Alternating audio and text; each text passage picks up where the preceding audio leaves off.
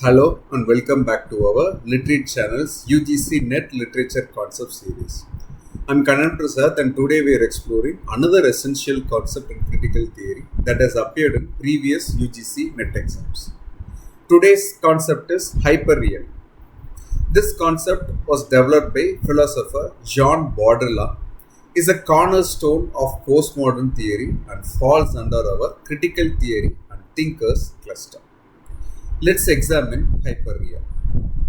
The term was popularized by French philosopher Jean Baudrillard in his influential works, particularly in Simulacra and Simulation, which was published in the year 1981.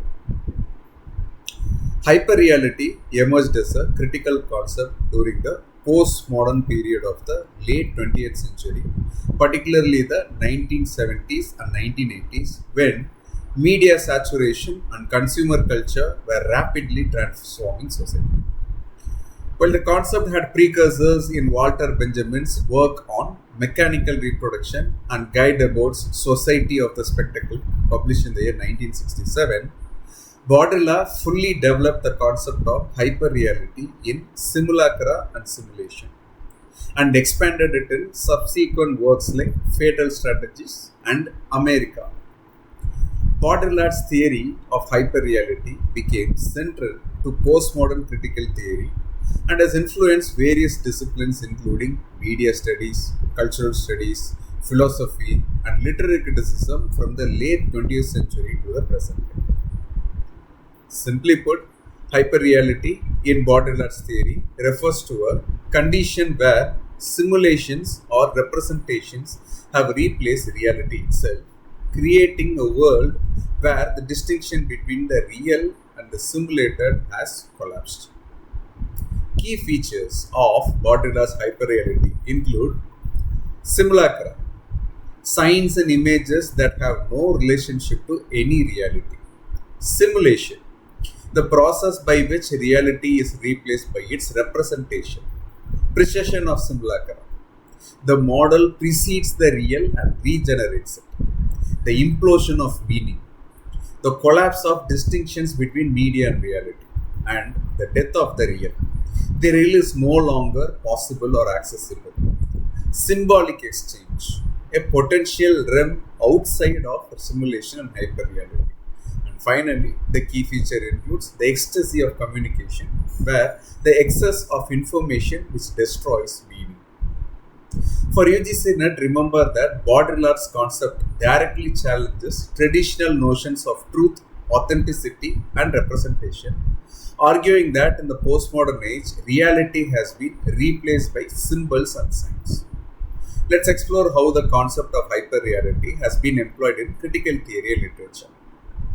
In Simulacra and Simulation, Baudrillard uses Disneyland as a prime example of hyperreal.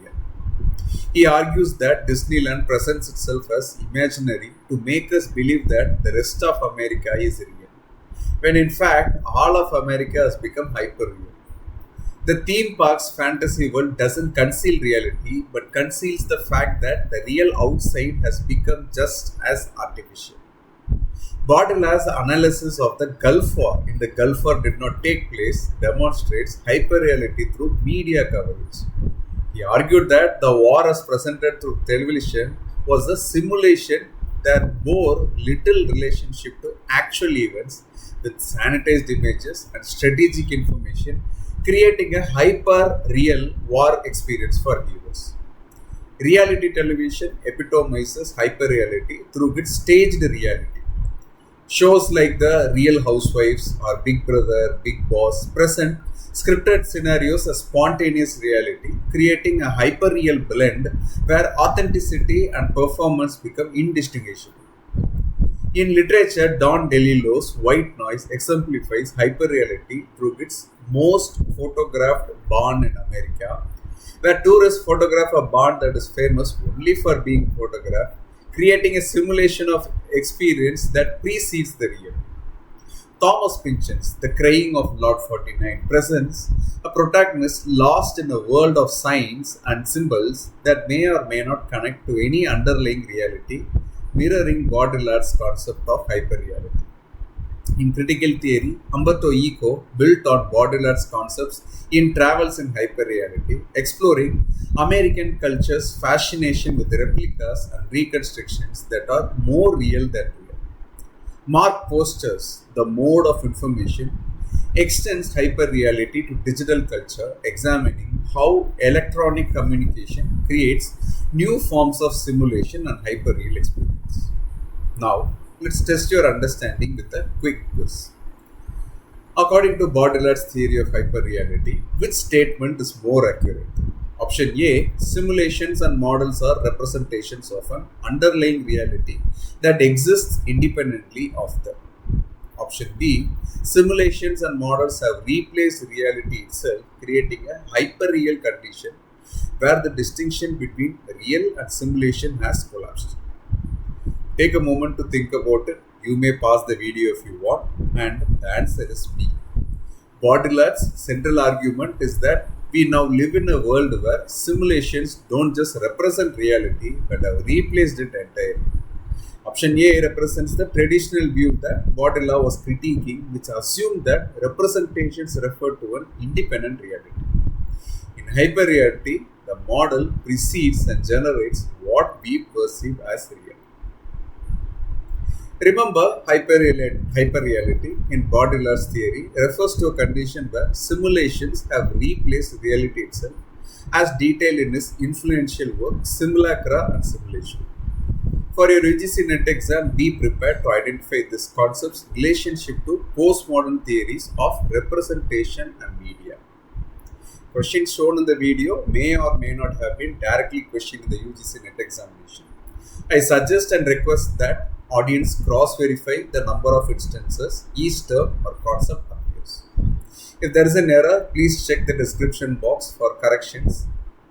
And please, for a better viewing experience, I would request you to go for either 0.75x or 1.5x depending upon your viewing capacity so that you can watch the video seamlessly.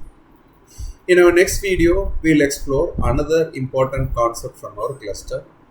Thank you very much for watching and supporting Literate channel. Please feel free to comment below on any queries you may have about the terms of the video. See you in the next video. Happy learning.